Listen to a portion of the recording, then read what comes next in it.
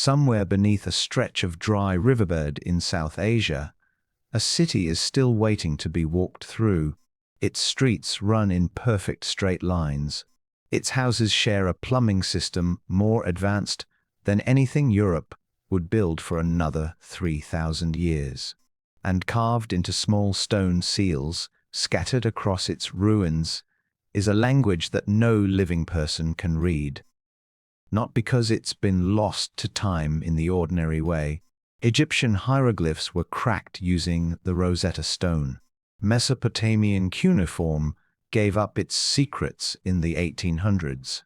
This one has resisted every method, every scholar, every supercomputer thrown at it for over 100 years. Whoever wrote it took their meaning with them. And here's what makes it stranger.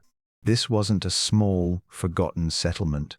At its height, this civilization stretched across more territory than ancient Egypt and Mesopotamia combined, over 1 million square kilometers, threaded with more than 1,000 cities and towns. More land than the empire's history actually remembers. So why has almost nobody heard of it?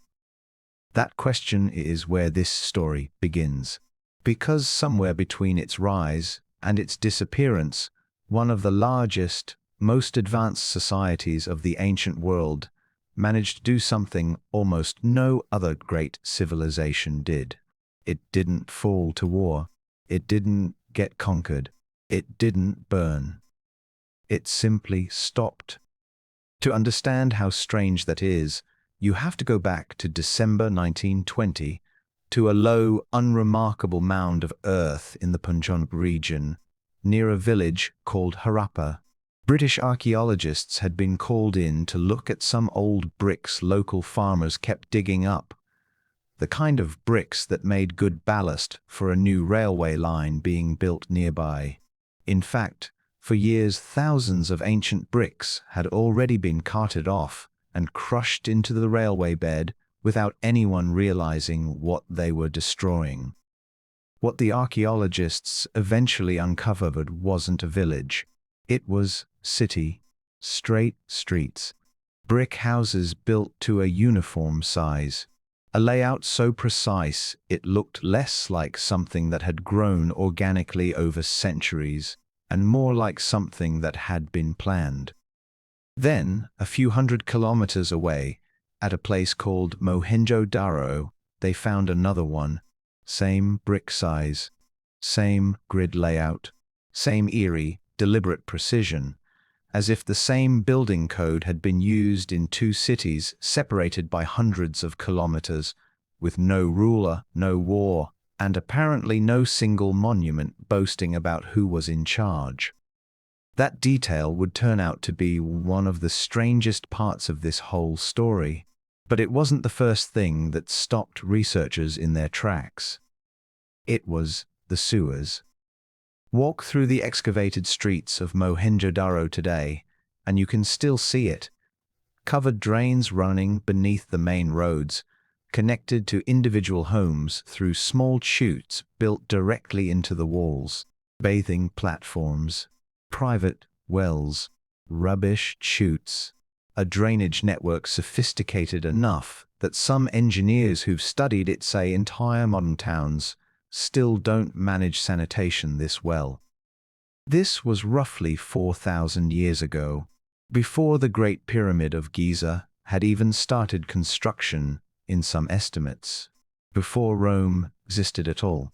And somebody had already worked out that a city needs to move waste away from where people sleep and eat. At the heart of Mohenjo-daro sits a structure researchers now call the Great Bath. A sunken brick-lined pool, waterproofed with a layer of natural tar, fed and drained by its own plumbing system.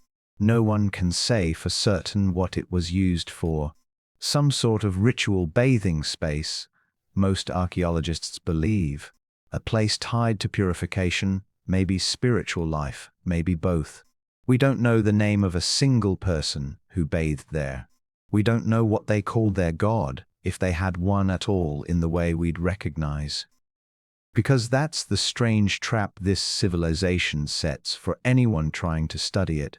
It left behind extraordinary physical evidence: cities, tools, jewelry, toys, weighing scales, thousands of small carved seals, but almost no words we can understand.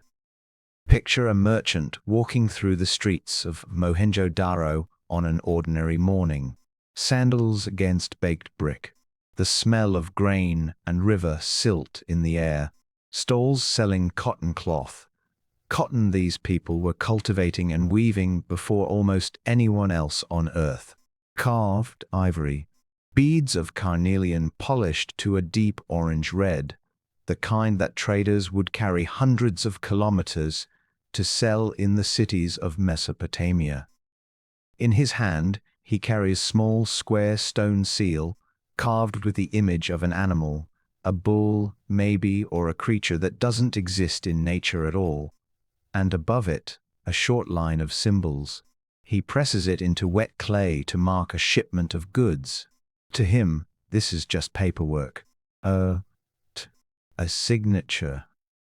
To us, 4,000 years later, it's one of the greatest unsolved puzzles in the history of writing.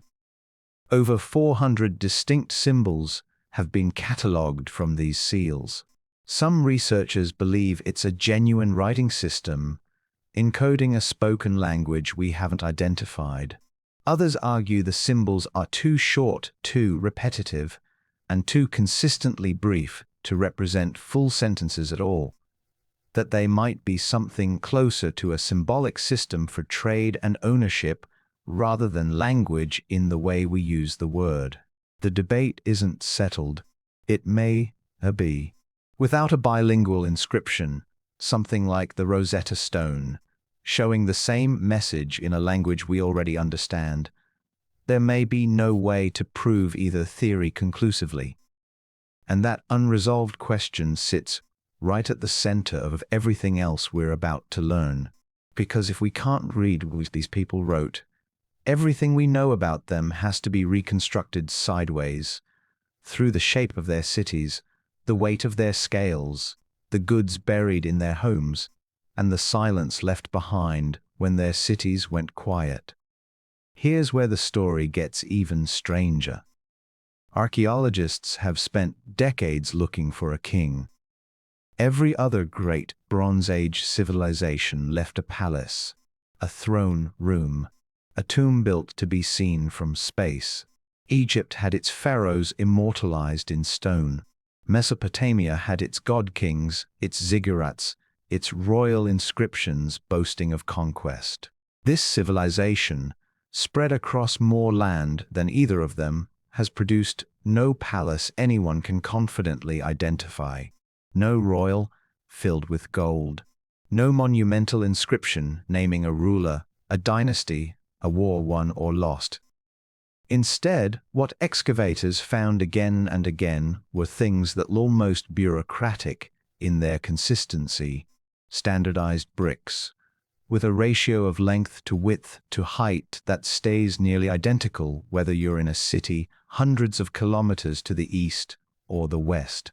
Standardized weights, small cubic stones, carefully calibrated, found from one end of this civilization's territory to the other, allowing a trader in one city to weigh out goods using the exact same system a trader would use 1,000 kilometers away. That kind of standardization doesn't happen by accident. Somebody was enforcing it. Some kind of authority, or shared cultural agreement, held this entire network together for centuries, coordinating brick sizes and trade weights across a territory larger than most empires in history would ever control by force. And yet whoever or whatever was holding it together left almost no trace of themselves as individuals. Some researchers now argue this points towards something unusual for the ancient world, a society that may have functioned with a more collective or distributed form of authority, rather than a single all-powerful ruler glorified through monuments. It's one interpretation among several, and it remains debated. But it's a genuinely strange possibility. One of the largest urban civilizations on Earth, and we may not be looking at the ruins of an empire in the way we normally define one at all. For roughly 700 years, through what archaeologists call its mature phase, this civilization thrived. Cities grew, trade expanded, ships loaded with cotton and timber sailed from a purpose-built dock called Lothal, one of the best known tidal docks in the world, out toward the Arabian Sea and onward to the cities of ancient Mesopotamia, where Sumerian texts refer to a distant trading partner they called Aloha, a land many historians now believe was this very civilization, known to its Mesopotamian trading partners by a name we've recovered, even though we still can't read the name they called themselves. And then, gradually, something changed. Not overnight. Not with fire or invasion. This is the part of the story that has genuinely divided historians for the better part of a century, because the evidence doesn't point to a single dramatic villain. Beginning around 1900 BCE, the great cities started shrinking. Mohenjo-daro's population thinned out. Public buildings fell into disrepair and weren't rebuilt to the same standard. The tight, disciplined uniformity of the brick sizes and city planning that had defined this civilization for centuries began to loosen. Smaller settlements appeared further east, away from the old urban centers, as if people were spreading out rather than being driven out. For decades, one theory dominated popular imagination, that this civilization was destroyed by invaders sweeping in from the north. It's a dramatic story, and for a long time it fit neatly into a broader historical narrative. But the archaeological evidence for a violent conquest simply isn't there. No mass graves consistent with battle. No widespread layer of ash and destruction across the region's major cities. Most historians today have moved away from the invasion theory almost entirely. What the evidence does point toward is slower, and in some ways more unsettling, because it means something as advanced and coordinated as this civilization could be brought down not by an enemy, but by its environment quietly shifting beneath it. Researchers studying ancient river systems have found strong evidence that the monsoon patterns feeding this region began to weaken over several centuries. Rivers that the civilization's agriculture depended on, including a now largely dried-up system some scholars connect to the ancient Gagga-Hakra River, and possibly linked in later tradition to the river remembered as the Sarasvati, appear to have diminished or shifted course. Farming that had sustained enormous urban populations would have become harder to sustain at scale. Trade routes that depended on predictable rivers and coastlines would have become less reliable. Add to that the collapse of long-distance trade partners. Around the same period, Mesopotamian civilization was going through its own upheavals, and demand for the goods this civilization exported may have dried up along with it. A trade network is only as strong as both ends of the exchange. None of these pressures alone would necessarily end a civilization, but stacked together, weakening rivers, faltering harvests, declining trade, and a slow erosion of the centralized systems that had kept cities uniform and cooperative for centuries, the result may have been less a collapse than a quiet unraveling. Cities didn't need to be destroyed. They simply stopped being worth living in at that scale, and people moved on, carrying what they could, settling into smaller communities where survival was easier to manage. By around 1300 BCE, the great urban centers that had once housed some of the most sophisticated sanitation systems on the planet were largely empty. Mohenjo-daro, Harappa, Jolavira, with its extraordinary system of water reservoirs, carved directly into rock to survive a punishing dry season. Ganeruwala, one of the largest sites of them all, still barely excavated to this day. Rakhigarh, now understood to be even larger than Mohenjo-daro, with excavations still ongoing and new discoveries still emerging in recent years. The people vanish. Genetic and archaeological research increasingly suggests their descendants folded into the populations that would go on to shape the cultures of the Indian subcontinent for millennia afterward. Some of their trade networks, their crafts, possibly even elements of later regional traditions may trace back to them. But the specific civilization, the cities, the seals, the standardized weights, the language on those small stone stamps, faded from active memory so completely that when British railway workers were digging up its bricks in the 1800s, nobody realized they were looking at the remains of one of the largest civilizations the ancient world had ever produced.